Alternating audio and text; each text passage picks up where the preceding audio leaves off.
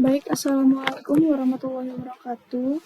Perkenalkan, nama saya Jian Afifah, merupakan praktikan dari kelompok 10 dengan NIM 2410952047. Di sini saya akan menjelaskan modul 2 dengan judul Kontrol Kecepatan Motor DC dengan Sistem Kendali Lingkar Terbuka dan Lingkar Tertutup. Jadi yang pertama kita akan membahas soal diagram blok. Jadi diagram blok sistem kendali itu ialah diagram blok yang menggambarkan tahapan pengendalian pada suatu sistem kendali. Diagram blok ini terdiri dari garis sinyal, subsistem atau plan, titik percabangan dan juga summing point. Jadi bagian utamanya itu ada garis sinyal, subsistem, summing point atau titik penjumlahan, dan branch atau titik percabangan. Nah, jadi garis sinyal itu menggambarkan arah alir dari sinyal, kemudian subsistem itu berisikan karakteristik dari tahapan pada blok itu sendiri yang berupa suatu fungsi. Kemudian itu summing point, itu titik pertemuan antara dua atau lebih sinyal yang nantinya akan dilakukan akumulasi penjumlahan ataupun pengurangan terhadap sinyal-sinyal tersebut. Kemudian ada titik percabangan, itu titik percabangan dari dua sinyal atau lebih. Selanjutnya itu contoh diagram blok. Di sini ini merupakan garis sinyal, kemudian ini titik penjumlahan, selanjutnya ini adalah subsistem atau plan. Nah, di sini titik percabangan. Selanjutnya itu hubungan diagram blok. Untuk hubungan diagram blok dengan hubungan seri itu gambarnya seperti ini. Yang mana nilai dari X2 itu hasil perkalian dari X1 dan G1, kemudian hasil dari X3 itu hasil perkalian dari X2 dan G2, sehingga jika kedua persamaan 3 itu didapatkan dari X1 dikali G1, kemudian dikalikan dengan G2. Nah, untuk hubungan paralel, itu di sini ada X1, X2, X3, dan X4. Nilai dari X2 di sini itu X1S dikali G1X. Kemudian, untuk nilai X3 di sini itu hasil perkalian dari X1 dikali G2. Kemudian di sini karena ada penjumlahan, sehingga X4 di sini nilainya itu dari X1 G1 dikurang dengan X1 G2. Atau bisa kita sederhanakan bentuknya menjadi X1 dikali dengan G1S dikurang G2S. Selanjutnya, hubungan dan modifikasi diagram blok. Dimodifikasi pergerakan sebelum proses menjadi setelah proses.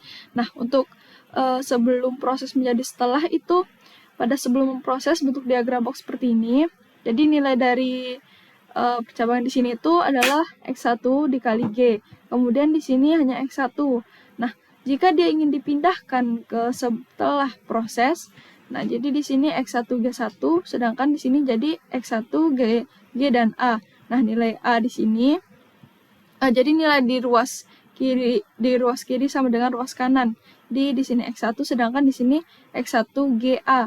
Nah, untuk sama nilai ruas kiri dan ruas kanan, maka nilai A itu sama dengan 1/G, sehingga didapatkan X1 sama dengan X1. Selanjutnya, untuk hubungan ini modifikasi pergerakan setelah proses menjadi sebelum proses. Nah, untuk setelah proses itu kan dia jadi X1G. Namun jika dipindahkan ke sebelum proses, maka dia jadi X1A. Jadi X1G sama dengan X1A. Jadi nilai A di sini sama dengan G. Untuk selanjutnya itu modifikasi diagram blok perpindahan titik penjumlahan dari sebelah sistem menjadi dari sebelum sistem menjadi setelah sistem. Nah, di sini bentuk diagram blok dari sebelum sistem menjadi setelah sistem. Nah, untuk X3 di sini kan didapatkan nilainya dari X1 dikurang X2 dikali G. Kemudian sehingga bisa kita tulis itu X1G dikurang X2G. Jika dia dipindahkan titik percabangannya jadi setelah proses atau setelah sistem, itu kan berarti jadi X1G dikurang dengan X2A, sehingga nilai A di sini disamakan terlebih dahulu titik ruas sebelah kanan dan ruas sebelah kiri, sehingga didapatkan nilai A itu sama dengan G. Selanjutnya, modifikasi diagram blok perpindahan titik percabangan dari sebelum sistem menjadi setelah sistem. Nah, untuk sebelum sistem itu bentuk blok diagram seperti ini, yang mana nilai dari X3 itu X1G dikurang X2. Nah, ketika dipindah blok bentuk diagramnya seperti ini. untuk nilai X3 di sini itu X1 dikurang A dikali X2 dikali dengan G. Nah, kita kalikan sehingga didapatkan X1G dikurang X2A dikali G. Nah, kita samakan kedua ruasnya sehingga X1G dikurang X2 sama dengan X1G dikurang X2A dikali G. Nah, sedangkan di sini tidak ada, di X2-nya ini tidak ada G sehingga A-nya sama dengan 1 per G. Lanjut, sistem kendali terbuka dan lingkar tertutup. Terbuka dan lingkar tertutup, mohon maaf. Nah, jadi sistem kendali lingkar terbuka itu adalah sistem kendali yang tidak memiliki umpan balik. Jadi pada sistem kendali lingkar terbuka itu keluaran sistem tidak diumpan balikan untuk dibandingkan dengan sinyal referensi. Jadi bentuk blok diagramnya seperti ini. Nah, untuk keluaran dari sistem terbuka itu yakni RS dikali CS. Nah, untuk fungsi alih itu kan merupakan perbandingan dari keluaran dengan masukan, sehingga didapatkan CS per RS sama dengan GS. Selanjutnya, sistem kendali lingkar tertutup. Nah, sistem kendali lingkar tertutup adalah sistem kendali yang memiliki umpan balik. Ini keluaran sistem diumpan balikan untuk dibandingkan dengan sinyal referensi. Hal ini tuh berguna agar kemampuan sistem bisa disesuaikan dengan sinyal referensi. Untuk bentuk blok diagramnya seperti ini. Keluaran dari sistem di sini ialah RS dikurang BS dikali dengan GS. Nah, untuk fungsi alihnya, ini terbalik, mohon maaf.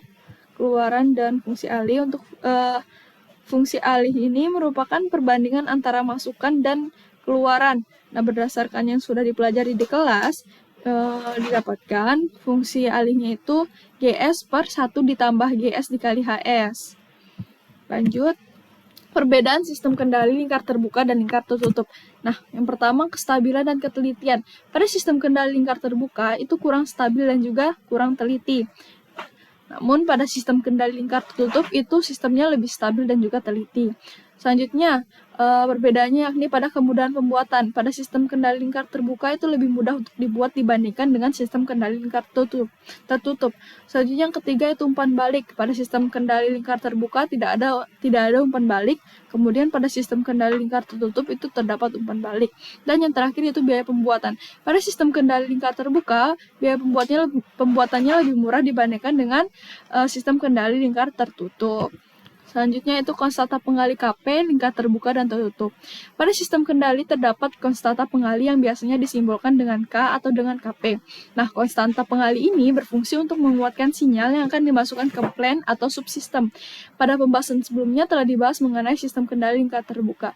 Jadi secara umum jika sistem kendali lingkar terbuka itu diberikan konstanta pengali K, maka diagram bloknya akan menjadi seperti berikut ini. Nah, jadi untuk hasil keluarannya itu RS kali KP dikali dengan GS. Nah, pada fungsi alih itu kan perbandingan antara keluaran dengan masukan, sehingga bisa kita buat yang awalnya tadi CS sama dengan RS kali KP kali GS, sehingga fungsi alihnya bisa kita dapatkan dengan CS per RS sama dengan KP dikali GS. Selanjutnya, untuk sistem kendali lingkar tertutup dengan konstanta KP. Yakni posisi pengali KP pada diagram blok lingkar tertutup itu tidak berbeda dengan posisi pengali pada diagram blok lingkar terbuka, yaitu sebelum plan atau subsistem.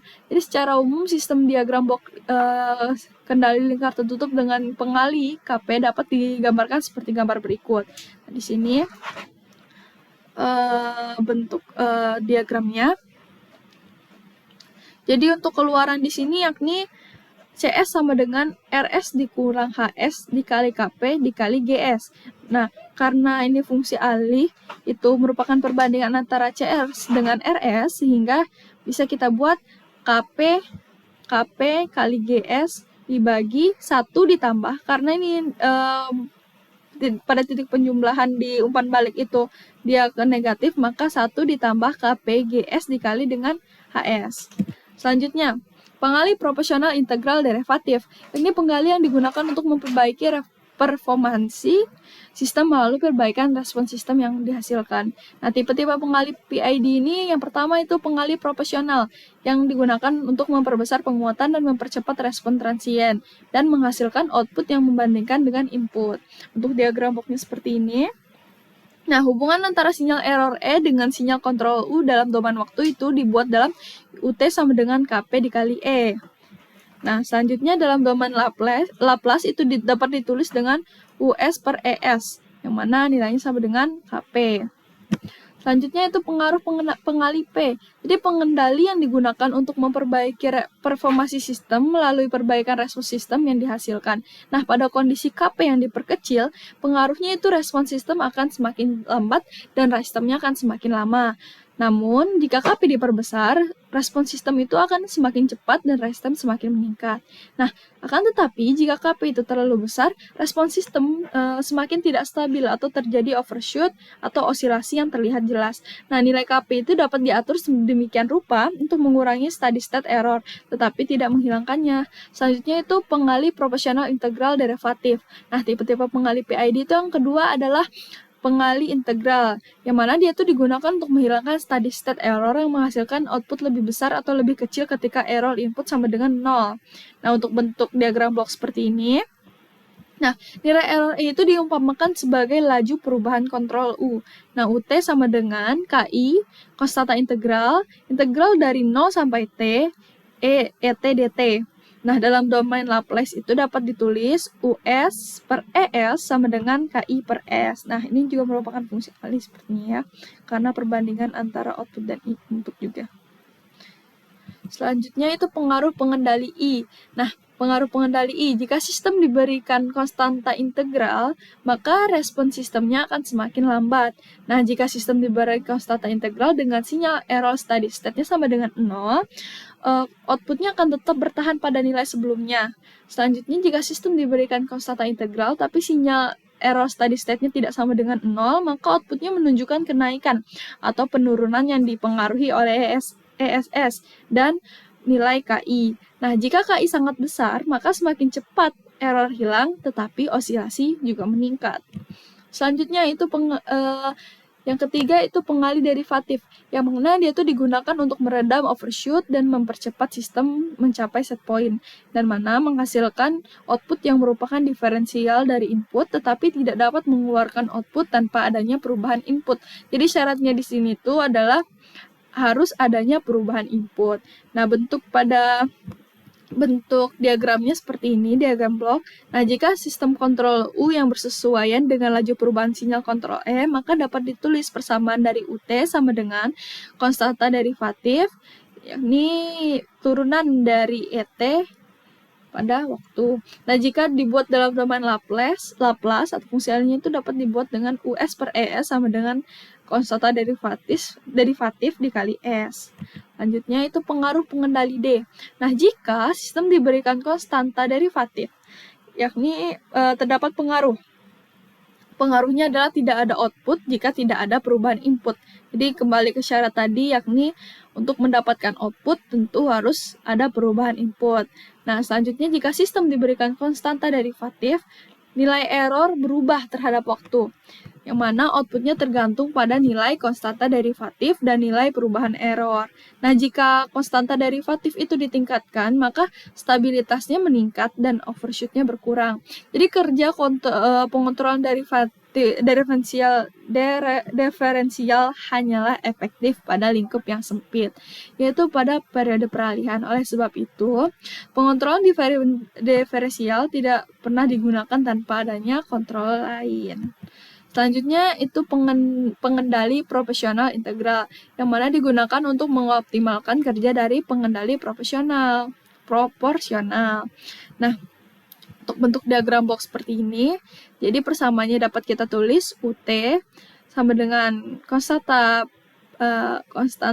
proporsional dikali ET ditambah dengan konstanta proporsional per TI integral dari 0 sampai T ET dt. Nah, dengan KP adalah suku penguatan proporsional dan TI dalam domain Laplace dapat ditulis US per ES sama dengan KP 1 ditambah 1 per TIS sama dengan itu KP 1 ditambah TIS per TIS. Selanjutnya itu pengaruh pengendali PI. Nah, jika kondisinya itu sistem diberikan pengendali PI, maka pengaruhnya respon sistem menjadi lebih baik. Jadi tidak ada mengembalikan error pada sinyal. Pada nilai 0, tetapi menjaga nilai konstanta sepanjang T. Nah, overshootnya juga akan menjadi tinggi jika sistem diberikan pengendali proporsional integral. Jika KE lebih besar dibanding KP, KI lebih besar dibanding KP, untuk mencegah overshoot berlebihan dan agar error steady state-nya hilang. Selanjutnya itu pengendali proporsional derivatif yang digunakan untuk mengoptimalkan kerja dari pengendali proporsional. Nah, bentuknya seperti ini diagram bloknya. Untuk persamaannya itu UT sama dengan KP ET ditambah KP TD turunan dari ET. Nah, dengan KP adalah suku penguatan proporsional dan TI dalam domain Laplace, jadi dapat ditulis US per ES sama dengan KP 1 tambah TDS. Selanjutnya itu pengaruh pengendali PD. Jadi sistem diberikan pengendali PD, yang mana pengaruhnya itu respons sistem menjadi sangat cepat, terus bekerja secara nilai errornya berubah, kemudian overshootnya rendah. Jika KP lebih besar dibanding KD, itu untuk mempercepat respons sistem dan meredam overshoot. Selanjutnya itu pengendali proporsional integral derivatif. Ini merupakan yang keenam. Nah, menggabungkan pengendali proporsional, integral, dan derivatif. Bentuk diagram blok seperti ini. Kemudian untuk persamanya itu UT sama dengan KP ET ditambah KP per TI, integral dari 0 sampai T, ET DT ditambah KP TD, turunan dari ET. Nah, nilai error E itu diumpamakan sebagai laju perubahan sinyal kontrol U dalam domain Laplace. Jadi, dalam domain Laplace itu dapat ditulis US per ES sama dengan KP, 1 ditambah TIS ditambah TI TDS kuadrat per TIS. Selanjutnya pengaruh pengendali PID. Nah, jika sistem diberikan pengendali PID, maka respons transiennya menjadi lebih baik, error steady state-nya hilang, dan overshoot rendah. Selanjutnya, untuk rangkuman pengaruh pengendali proporsional integral derivatif terhadap respons sistem. Nah, jika pengendali proporsional itu memiliki pengaruh pada restem yang mana menurunkan. Kemudian overshoot-nya jadi meningkat, setting time-nya memberikan perubahan kecil, dan steady state error-nya menurun, sehingga dia dapat mengurangi steady state. Nah, untuk pengendali integral itu restemnya dapat menurun, overshoot-nya meningkat, setting time-nya meningkat, dan steady state error-nya mengeliminasi. Dan terakhir itu derivatif. Pada restemnya itu memberikan perubahan kecil, overshoot-nya menurun, setting time menurun, dan steady state error-nya memberikan perubahan yang kecil. Nah, selanjutnya itu macam-macam pengendali dengan KP, KI, dan KD. Nah, untuk simbolnya seperti ini. Di representasi matematisnya itu KP, kemudian jika integral itu representasi matematisnya KI per S, kemudian proporsional integral itu KP ditambah KI per S, kemudian proporsional diferensial itu KP ditambah KDS, proporsional diferensial dengan filter order pertama pada bagian diferensial atau PDF itu KP ditambah KDS per TFS tambah 1. Kemudian proporsional integral diferensial itu direpresentasikan dalam bentuk KP ditambah KI per S tambah KDS. Nah, terakhir itu parameter tanggapan peralihan. Jadi yang pertama itu ada time constant, itu waktu yang dibutuhkan oleh sistem untuk mencapai nilai 3,2% dari nilai akhir. Itu dapat dari rumus 1 dikurang E pangkat min 1. Nah, kemudian itu rest time atau TR itu waktu yang dibutuhkan oleh sistem untuk mencapai nilai 0 sampai 100%, 10 sampai 90%, dan 5 sampai 95% dari nilai akhir. Kemudian setting time atau TS itu waktu yang dibutuhkan oleh sistem untuk mencapai nilai 5% atau 2% atau 0,5% di sekitar nilai akhir. Kemudian yang keempat itu delay time atau TD, itu waktu yang dibutuhkan oleh respon untuk mencapai 50% dari nilai akhir pertama kali. Kemudian yang kelima itu ada maksimum persen overshoot atau MP, itu nilai puncak maksimum dari respon sistem yang diukur dari nilai sistem pada saat kondisi steady state. Nah, nilai persentase MP itu didapatkan dari rumus CCP dikurang C hingga per C hingga dikali 100%. Dan terakhir yang keenam itu time peak. Itu waktu yang dibutuhkan oleh respon untuk mencapai puncak pertama dari overshoot. Mungkin sekian yang dapat saya sampaikan. Mohon maaf bila banyak terdapat kesalahan pada penyampaian. Saya akhiri. Wassalamualaikum warahmatullahi wabarakatuh.